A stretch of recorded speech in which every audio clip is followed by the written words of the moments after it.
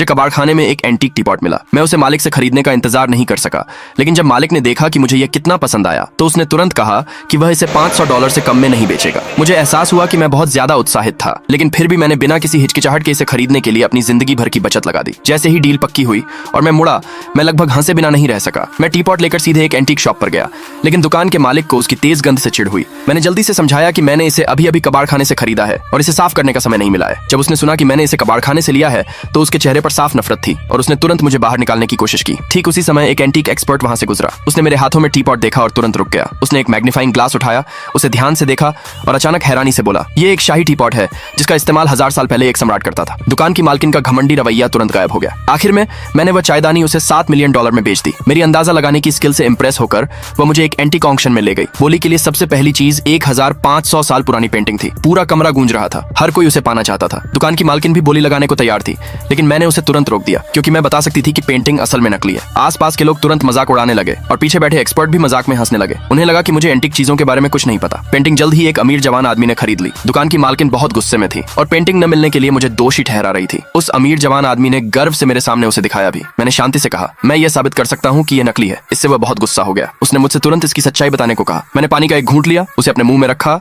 और फिर उसे पूरी पेंटिंग पर स्प्रे कर दिया। सब हैरान रह गए। एंटीक एक्सपर्ट ने खराब पेंटिंग पर दुख जताया, लेकिन जब उसने उसे छुआ तो उसे एहसास हुआ कि पेंट एक मॉडर्न इंडस्ट्रियल प्रोडक्ट है। तब भीड़ समझ गई कि ये सच में एक नकली चीज थी। उस अमीर नौजवान ने गुस्से में ऑक्शन ऑर्गेनाइजर पर इल्जाम लगाया। तभी ऑक्शन स्टेज पर एक और चीज ने मेरा ध्यान खींचा।